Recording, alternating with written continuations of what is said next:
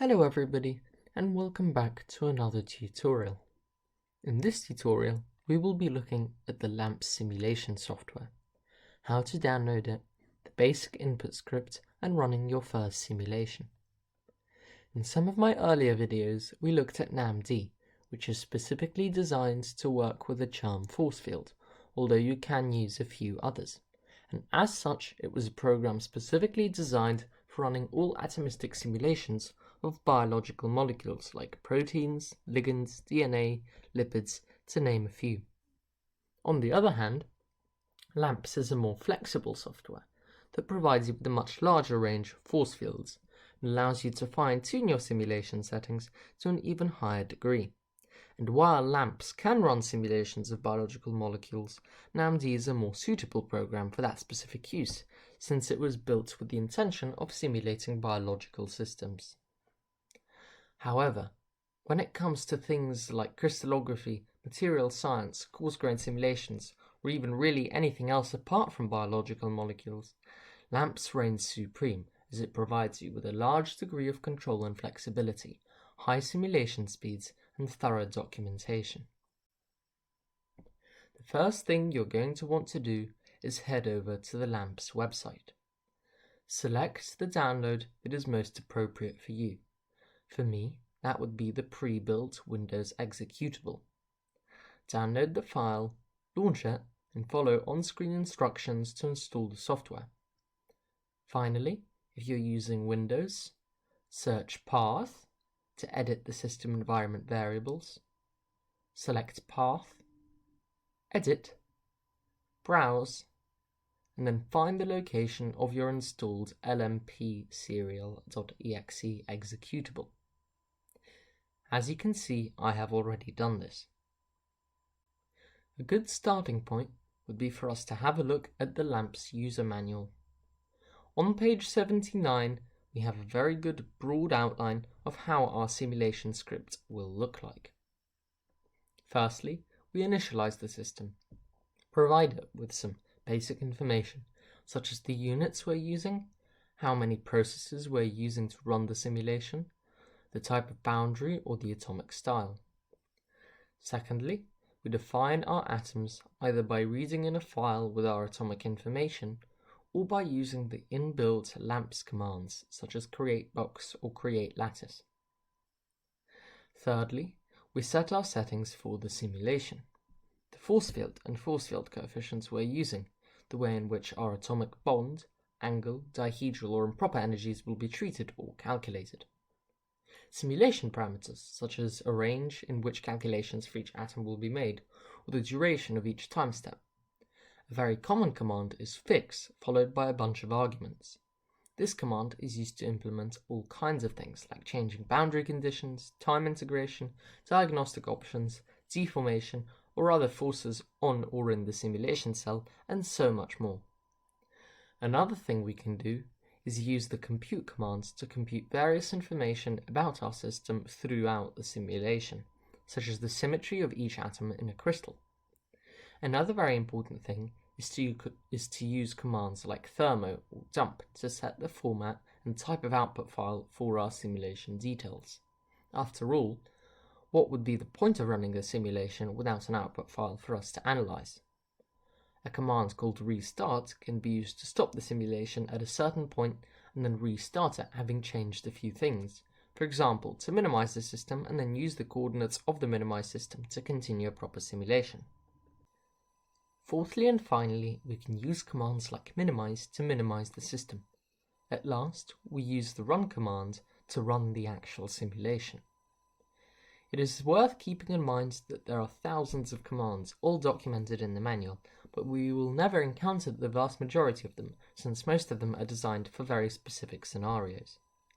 Most people will write input scripts by hand, as they are fairly intuitive, and this gives you a large degree of control, although graphical user interfaces, such as LAMMPS FE, do exist. So, let's have a look at an example. Here is one of the most simple and quick simulations you could run, Lennard-Jones fluid. This is a large group of particles with no bonds whatsoever that attract each other using the Lennard-Jones potential, which looks something like this.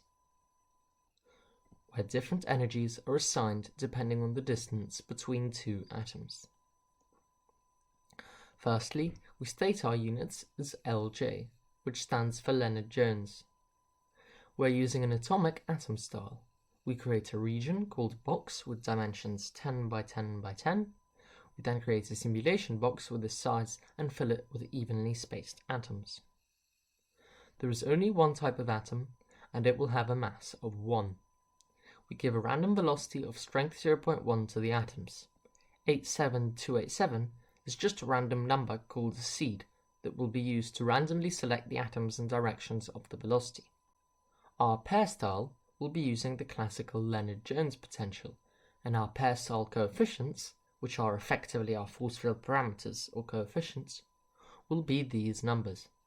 If we're simulating a system with real-life atoms, we need these coefficients to be accurate and resembling real life.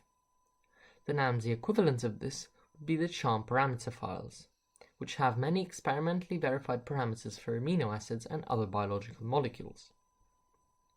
The neighbor command with a number 0.3 tells us that we will only be computing forces for each atom's interactions within 0.3 units.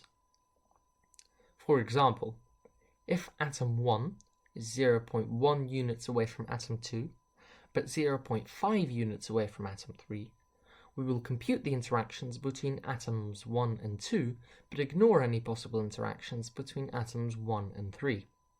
This greatly decreases simulation time, while very slightly decreasing simulation realism. The neighbor modify command tells us how often neighbor lists are made and modified. Going back to our example, we first figured that atoms 1 and 2 will interact, but atoms 1 and 3 will not, or at least they would, but we're not going to compute those interactions. If we say neighbor modify every 20, this means that we will compute interactions between atom 1 and 2 for 20 steps, and ignore interactions between atom 1 and 3 for 20 steps as well. But when 20 steps have elapsed, we recalculate the distance between the three atoms and check if any of the interactions should now be ignored or computed for the next 20 steps, and so on. Finally, we use the fix command to implement an NVT ensemble. We use the dump command to dump atomic coordinates every 50 steps in a LAMMPS trajectory file format, Thermo to compute and dump thermodynamic information every 100 steps, and run 10,000 to run the simulation for 10,000 steps. We run the simulation by going to command prompt, navigating to our working directory, and typing lmp serial.exe -in and then the name of the input script, which for me is fluid.in. The simulation then runs.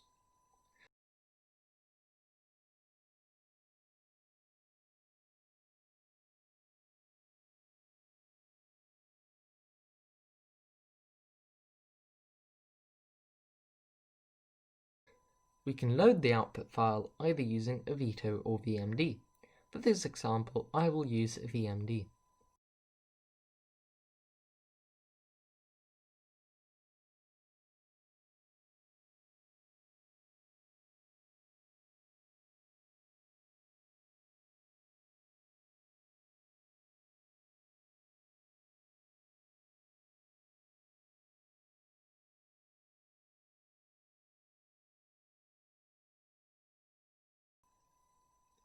As you can see, we can look at the simulation and we see typical LJ fluid behavior, as we would expect.